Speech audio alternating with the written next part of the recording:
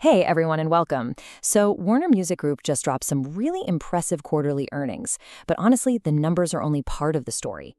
The real headline here is their huge all-in bet on artificial intelligence. So let's dive in and see what's really going on. And that comes straight from the top. The CEO, Robert Kyncl, is making it absolutely clear. AI is not some little side project for them. Nope, it's a core piece of their strategy, and he's basically saying they're going to be the ones leading the entire industry on this. And this isn't just talk. This vision is backed by some serious financial muscle.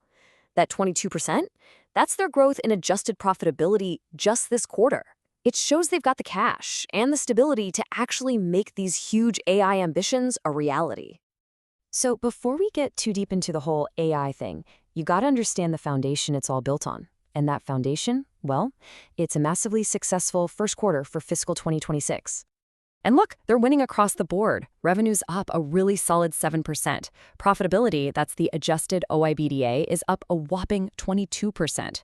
And maybe most importantly, the actual cash they're bringing in is up 33%. The whole company is just firing on all cylinders right now. So how are they doing it, right? It's not some crazy complicated secret. It all comes down to a really simple three-part strategy that kind of guides every single thing they do. And here it is. This is the blueprint from their CEO. It's so simple. 1, grow their market share. 2, increase the actual value of their music. And 3, drive efficiency. That's it. That's the framework. So let's see how it actually plays out. Okay, so that first part, grow our share. How do you do that? Well, it all starts with creative wins, right? When you have artists like Zach Bryan hitting #1 or Amy Allen winning Songwriter of the Year at the Grammys, that success translates directly into business results, like gaining a full percentage point of streaming share in the US. Now, for pillar number 2, growing the value of music. This is all about getting paid what their stuff is actually worth.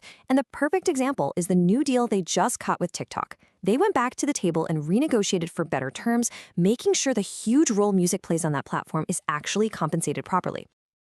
All right, so this is where it all comes together. They've got this winning strategy, they've got strong financials, and now Warner is making its big move. They see AI as the ultimate accelerator for all 3 parts of that plan. You know, the entire music world is kind of at a crossroads with AI. A lot of people see it as a huge threat, something that could replace artists and just devalue everything. But Warner, they're planting their flag firmly on the other side. They see it as a massive opportunity, a powerful new tool for creativity and a way to build whole new businesses.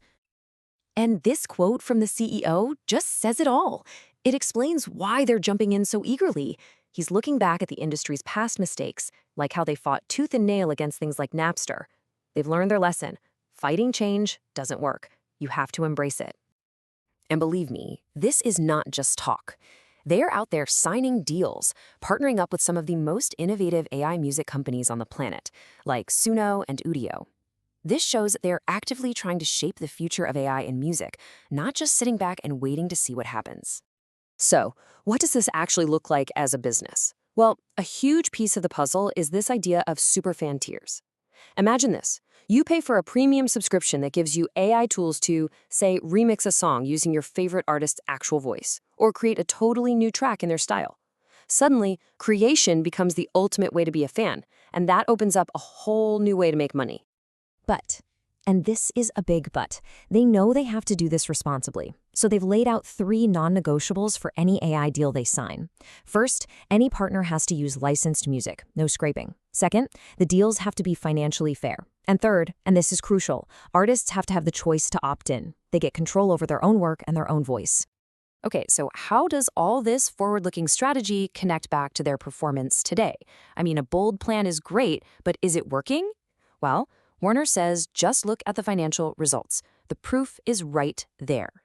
And you can see it plain as day. Total revenue jumped from about $1.7 billion to over $1.8 billion in just 1 year. That's an extra $170 million in a single quarter. That is some serious tangible growth. And if we look under the hood a little bit, it's really no surprise that streaming is the main engine here. It's more than half of their entire revenue. But you can see that other parts of the business, like music publishing and artist services, are also really important. It's a pretty well-diversified company. You want to talk about value? Check this out.